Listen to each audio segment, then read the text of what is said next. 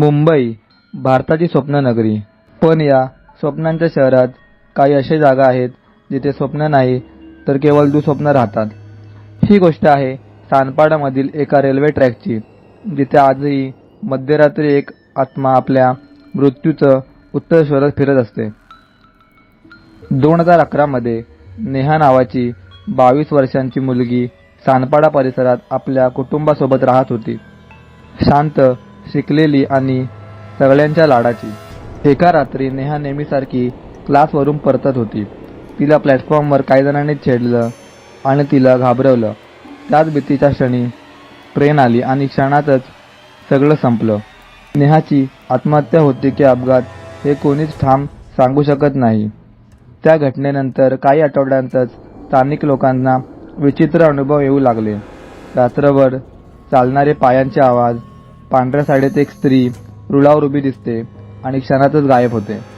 Train ड्रायव्हर्सना रात्रीच्या वेळेस break दाबावे लागतात, कारण त्यांना कोणीतरी समोर उभं असल्याचं जाणवतं। रेल्वेचे काही कर्मचारी म्हणतात, आम्ही फक्त गाडी चालवतो, पण इथे कोणीतरी अजूनही थांबलेलं आहे।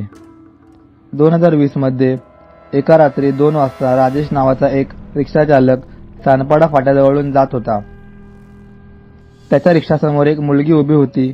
पांढरी साडी, ओले केस आणि डोळे खोल काळे। ती म्हणाली, मी नेरूळला जाणार आहे, सोडाल का? राजेशने मान डोलावली, पण मागे वळून पाहिलं तर रिक्षामध्ये कोणीच नव्हतं। लोक आजही म्हणतात की त्या ट्रॅकवर नेहाची आत्मा अडकलेली आहे। तिला शांतता मिळाली नाही, कारण तिचा मृत्यू न्याय मिळण्याआधीच झाला। त्या ट्रॅकवर जर तुम्ही मध्यरात्री गेलात तर तुम्हालाही कोणीतरी पाहत असल्याची जाणीव होईल। मुंबईत प्रत्येक स्टेशनवर कथा असते, पण काही स्टेशनावर आत्महत्या देखील होतात। सानपाडा त्यातलंच एक आहे। जर ही खरी भयकथा तुम्हाला आवडली असेल तर लाईक करा, कमेंट करा आणि चॅनलला सबस्क्राईब करायला विसरू नका। पुढची गोष्ट कदाचित तुमच्या परिसरातील असेल।